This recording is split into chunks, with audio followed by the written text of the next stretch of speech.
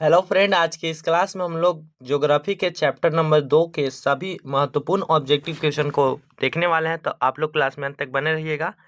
तो चलिए क्लास को स्टार्ट करते हैं। तो आज हमारा सबसे पहला क्वेश्चन है कि भारत में जल संसाधनों का प्रमुख स्रोत कौन सा है। भारत में जो जल संसाधन होते हैं उनका प्रमुख स्रोत क्या होता है, कौन सा होता है। संसाधन आपको पता है कि जिसपे मानव का जिसका मैंने मानव उपयोग में ले आता उसको संसाधन कहते हैं। जो भी वस्तु मानव उपयोग में लाता है उसे क्या कहते हैं, संसाधन कहते हैं। तो भारत में जल संसाधन का प्रमुख स्रोत वर्षा है। क्या है? वर्षा है, याद रखिएगा।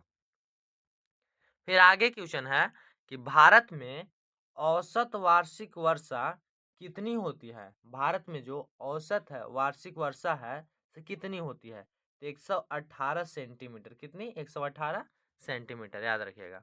फिर आगे है कि भारत में सबसे अधिक वर्षा कहाँ होती है। भारत जो है इसमें सबसे अधिक वर्षा कहाँ होती है? तो मेघालय में एक मासिन राम है, जगह है, स्थान है, वहां पर सबसे अधिक वर्षा होती है मासिन राम में। मासिन राम कहाँ है? तो मेघालय में है, याद रखिएगा। फिर आगे है कि जल संसाधन को मुख्य रूप से कितने भागों में बांटा गया है। तो जल संसाधन को मुख्य रूप से 2 भागों में बांटा गया है। पहला सतही जल संसाधन और दूसरा भूमिगत जल संसाधन। समझ में आया आपको कि जल संसाधन को मुख्य रूप से 2 भागों में बांटा गया है। पूछेगा कौन कौन? तो सतही जल संसाधन और भूमिगत जल संसाधन। ठीक है। आगे हमारा क्वेश्चन है कि भारत में जल संकट का मुख्य कारण क्या है। भारत में जल संकट का मुख्य कारण क्या है? तो जल का अतिदोहन और प्रदूषण भारत में जल संकट का मुख्य कारण है। ज्यादा से ज्यादा उपयोग और प्रदूषण क्या है? जल संकट का मुख्य कारण। अब आगे चलते हैं। आगे है कि भारत में सबसे लंबी नदी कौन सी है।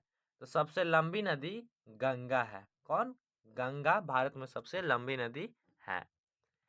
फिर आगे हमारा क्वेश्चन है कि पानी की बचत करने के लिए कौन सा तरीका सबसे प्रभावी है। तो पानी की बचत करने के लिए वर्षा जल संचयन का तरीका जो है सबसे ज्यादा प्रभावी है। कोई दिक्कत नहीं होगा, वर्षा जल संचयन का तरीका सबसे ज्यादा प्रभावी है। फिर आगे है आपका क्वेश्चन कि बांधों को किस नाम से जाना जाता है। तो बांधों को बहुउद्देशीय परियोजना के नाम से जाना जाता है। ठीक है ना। आगे क्वेश्चन है कि कौन सी नदी भारत में सबसे अधिक जल लेकर बहती है। कौन सी नदी भारत में सबसे अधिक जल लेकर बहती है? तो ब्रह्मपुत्र। ब्रह्मपुत्र। कौन सा नदी? ब्रह्मपुत्र। फिर आगे क्वेश्चन है कि कौन सी नदी को बिहार का शोक के नाम से जाना जाता है। कौन सी नदी बिहार के शोक के नाम से जानी जाती है, यानी कौन सी नदी को बिहार का शोक कहते हैं। तो कोसी नदी जो है उसको बिहार का शोक कहा जाता है, शोक नदी। ठीक है, कोसी नदी को। और यह क्वेश्चन बहुत महत्वपूर्ण है, बहुत बार एग्जाम में पूछ भी लिया गया है, तो याद रखिएगा। फिर आगे है कि हीराकुंड बांध किस नदी पर बना है। हीराकुंड जो बांध है यह किस नदी पर है? तो यह महानदी पर स्थित है। महानदी पर बना हुआ है हीराकुंड बांध। ठीक ना।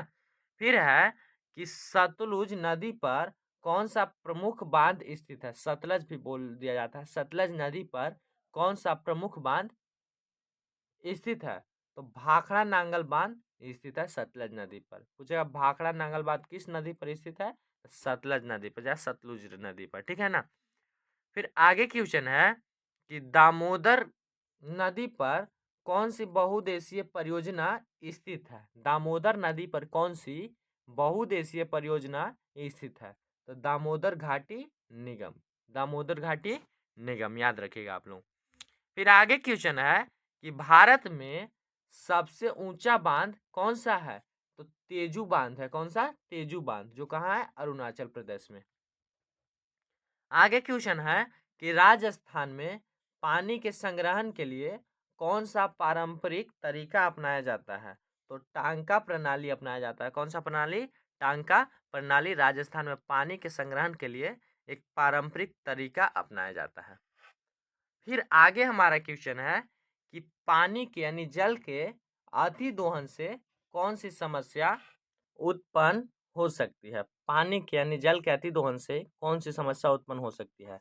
तब भूजल स्तर में गिरावट, यह समस्या जल के अति दोहन से बहुत जल्दी उत्पन्न हो सकती है। फिर है कि पानी के संरक्षण का सबसे अच्छा तरीका कौन सा है? तो पानी के संरक्षण का सबसे अच्छा तरीका पानी का पुनः उपयोग और वर्षा जल संचयन है। ठीक है, पानी का पुनः उपयोग और वर्षा जल संचयन। फिर अगला हमारा क्वेश्चन है कि भारत में पहली नदी घाटी परियोजना कौन सी थी? तो भारत में पहली नदी घाटी परियोजना दामोदर घाटी परियोजना थी। कौन सी परियोजना? दामोदर घाटी परियोजना थी, याद रखिएगा।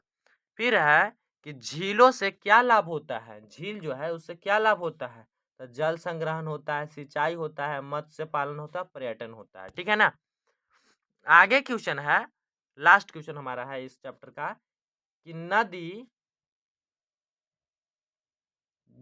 नदी जोड़ परियोजना का मुख्य उद्देश्य क्या है? नदी जोड़ परियोजना का मुख्य उद्देश्य क्या है?